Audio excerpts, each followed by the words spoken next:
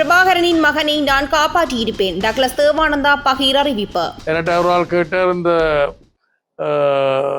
பாலச்சந்திரன் பிரபாண்ட கடைசிப்படி என்ற அந்த இதில் கருணாதான் காட்டி கொடுத்த ஏதோன்று சொல்லி, எனக்கு அப்படி கருணா காட்டி கொடுத்தேன் என்னால் நம்ப முடியே இல்லை.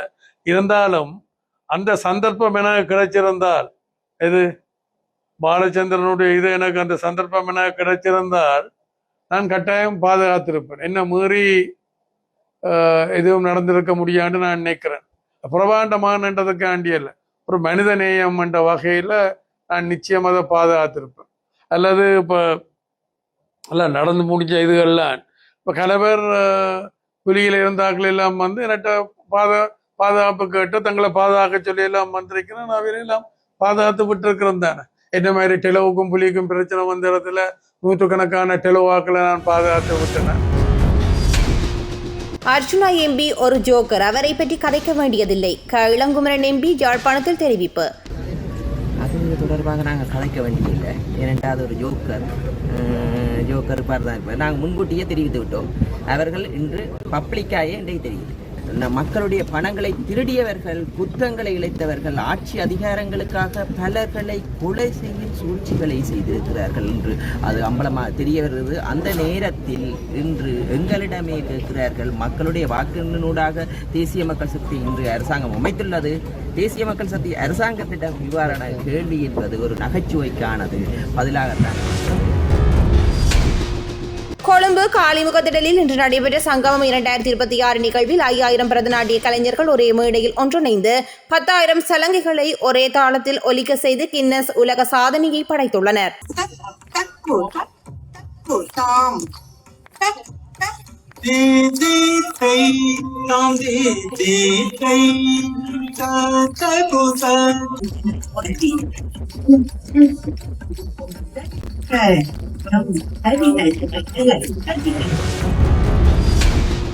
கோப்பாய் போலீஸ் நிலையம் புதிய இடத்தில் நிர்மாணிக்கப்பட்டு இன்றைய தினம் பொதுமக்கள் பாதுகாப்பு அமைச்சர் ஆனந்த விஜயபாலவால் திறந்து வைக்கப்பட்டுள்ளது. நிகழ்வில் யாழ்ப்பாணத்தில் சட்டவிரோதமாக அமைக்கப்பட்டுள்ள தையிட்டி விகாரையின் விகாராதிபதி கலந்து கொண்டு ஆசி வழங்கியுள்ளமை குறிப்பிடத்தக்கது.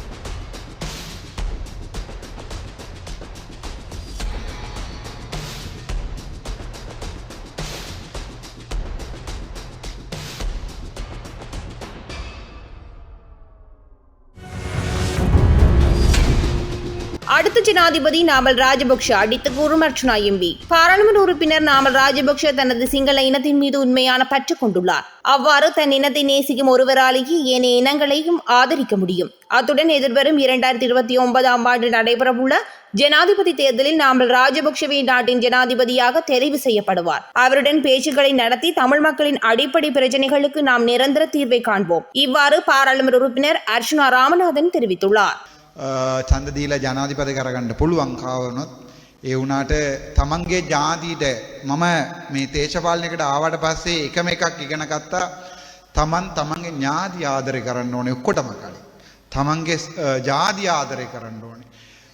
තමන්ගේ ජාතියට ආදරය නම් විතරයි අනිත් ජාතියට ආදරය කරගන්න පුළුවන්. මම මගේ ජාතියට ආදරේ ඒ වගේ අපේ ජනාධිපතිතුමනි සිංහල ජනතාවට මම හිතන්නේ ගම්බල දැන් ගිහිල්ලත් ඇවුත් කවුද ඔයගොල්ලෝ වැඩි ආදරය කරන්න කියලා අධිකාරි ජනාධිපතිතුමාගේ නම තමයි කියන්නේ. ඒ නිසා මම හිතන්නේ මේ ටිකක් අමාරු කාලයක් ඇති. ඕන දැන් අපි ඉගෙන ගන්නේ අධිකාරි ජනාධිපතිතුමාගේ මේ මෙච්චර කාල ඉතිහාස බලලා තමයි අපි ඉගෙන ගන්නේ. මම පරණ වීඩියෝස් ගොඩක් බලලා තියෙනවා. කලින් එකක්වත් බලන්නේ නැහැ. හැබැයි මම පාර්ලිමේන්තුව ආවට පස්සේ මම දැක්කා එක දවසක් ජනාධිපතිතුමා පාර්ලිමේන්තුව කතා කරනවා, ජනාධිපති වුණොත් අගමැති වුණොත් නිකම් මන්ත්‍රී වුණොත් මහින්ද රාජපක්ෂ කියලා තමයි. හැබැයි ඒක මම හිතන ජීවිත කාලේ මේම කවුරුත් කතා කරලත් නැහැ. එහෙම වෙලාත් නැහැ. හැබැයි මම විශ්වාස කරනවා යුද්ධ ඉවර වෙලා දැන් අවුරුදු 16ක් මේකින් පස්සේ සිංහල ජනතාවටත් බොරු කිය දෙමළ ජනතාවටත් බොරු කිය කවුරුර දේශපාලනයක් කරනවා නම් ඒක තමයි අපේ රටට කරන්න පුළුවන් ලොකුම හානියක්.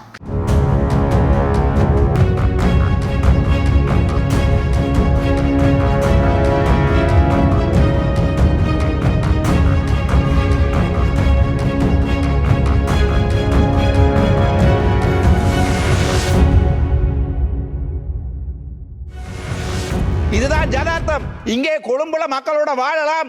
இந்த 27 ஒரு செக்ஷன் இருக்கு. இந்த 15 வருஷம் ஒரு நாளுமே வாய்ச்சதில்லை. இன்றைய தினம் எங்களுடைய நீதிபதி அலெக்ஸ் ராஜாவுக்கு எதிராக அலெக்ஸ் ராஜா அவர்களை இந்த வார அரங்கிட நர்ராயர்ஸில் அமைச்சர் சந்திரசேகர் என்னென்றால் இந்த இவர் அலெக்ஸ் ராஜா அவர்களை இடமாற்றம் தொடர்பாக முதலாக குரல் கொடுத்ததுனால் இன்றைக்கு எங்களுடைய கஜேந்திரகுமார் பொன்னம்பலம் வந்து காய்ச்சிருக்காரு. எனக்கு அது விளங்கல. என்னண்டா உங்களுடைய கட்சி பாதிக்கப்படுது என்றால் நீதிபதியை மாற்றக்கூடாது. ஆனால் அலெக்ஸ் ராஜாவை மாற்றி போட்டு இப்போ கொண்டு போட்டுக்கின்றது நீதிபதி சதீசன், ஒரு மிகவுமே மதிக்கத்தக்க ஒரு மனிதன். இப்போ அந்த மனிதனை ட்ரான்ஸ்ஃபர் பண்ணுறதுக்கு ட்ரை பண்ணுறாங்க. இப்போ அலெக்ஸ் ராஜா ஐயா போய் இப்போ நீதிபதி சதீசன் வந்துட்டார். சதீசன் எப்படியாவது ட்ரான்ஸ்ஃபர் பண்ணி அனுப்பணும்னு ட்ரை பண்ணுறாங்க. அந்த நிலைமையில தான் எங்களுடைய இந்த தமிழருடைய அரசியல் வந்து நடந்து கொண்டிருக்கிறது. அடுத்தது எங்கிட்ட அமைச்சர் சந்திரசேகர் அண்ணே, உங்களுக்கு ஒரு நிமிஷம் தாரம் பேரை சொல்கிறேன், எழுப்பி பயில சொல்லுங்க. முடிஞ்சா நர்ராயர் சிலைக்கு ஒரு பயில சொல்லுங்க.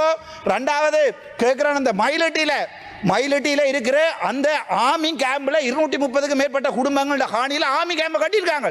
இன்றைக்கும் வழி வடக்கில் அந்த சன மலைக்குள்ள நிற்குது. ஆனால் நாங்கள் இன்றைக்கு வந்திருந்து கொண்டு ஸ்ரீதரனோட கண்டியில் ஒரு கதை, அதுக்கப்புறம் இளங்குமரனோட கண்டியில் ஒரு கதை, அதை வீடியோ எடுத்து போட்டுறேன் ஐயா. ஏனென்றால் இந்த அரசியல்வாதிகள் வடக்கில் கதைக்கிற என்ன அரசாங்கத்தை திரத்துவோம் கொஞ்சம் இருக்கண்ணே, அரசாங்கத்தை திரத்துவோம் போட்டு கண்டியில் வந்து உங்கள்ட்ட என்ன கேட்குறாங்க, என்ன பிச்சை எடுக்கிறான்னு வெளியே சொல்லுங்க. நீங்க நாங்கள் இந்த வரைக்கும் அப்படி அரசியல் செய்தது இல்லாத உங்களுக்கு நல்லா தெரியும். நீங்க இடுப்புலகளின் கடைசியா எனக்கும் உங்களுக்கும் டீலண்டாங்க. சரி பரவாயில்ல அண்ணே, என்ன உங்களோட பரவாயில்ல, பொம்பளையோட சேர்த்து சொல்லல. அதை விட முக்கியமான ஒரு கதை என்னென்றால் எங்களுடைய தேசிய தலைவர் பிரபாகரன் தொடர்பாக எங்களுடைய ரவுக் ஹபீம் சொல்லியிருக்கிறார். அவரை கொலை செய்த அந்த இதை வந்து சேனல் 4 போட போகுது. எனக்கு என்ன கவலை என்றால் இந்த 2009 2026 வரைக்கும் ரவுக் ஹபீமுக்கு அவருடைய பிள்ளை வந்து அந்த தேசிய தலைவருடைய மகன் பாலச்சந்திரன் கொலை செய்யப்பட்ட தெரியாது. இப்போ அவருக்கு அரசியல்ல பாலச்சந்திரன் பேர் கேட்குது. இப்படி சில்லறத்தனமான அரசியலை செய்யறதை விட்டு போட்டு என்னை பொறுத்த வரைக்கும் எங்களுடைய மதிப்புக்குரிய அமைச்சர் முன்னால் இருக்கிறார். தயவு செய்து நடராஜர் சிலையை மறுபடியும் பலாலியில் வைக்க முடியுமென்னா நான் உங்களுக்கு ஆதரவு தருவேன். தயவு செய்து இந்த குருந்தூர் மலைக்கு இவர் அடிச்சிருக்கிற கடிதத்தை, அங்கே எங்களுடைய வரலாறுகள் இருக்கையில், அங்கே எங்களுடைய தமிழ் மக்கள் வாழையில், அங்கே சைவர்கள் வாழையில் என்று சொல்ற தொல்லியல் திணைக்களத்தினுடைய அந்த கடிதத்தை விட்ரோ பண்ணி அங்கே மறுபடியும் முடிக்கிறேன். அங்கே மறுபடியும் எங்களுடைய ஐயனார் கோயிலை கட்ட விடுமாக இருந்தால் இந்த அரசாங்கத்துக்கு என்னுடைய ஆதரவு கட்டாயம் இருக்கும். நன்றி, வணக்கம்.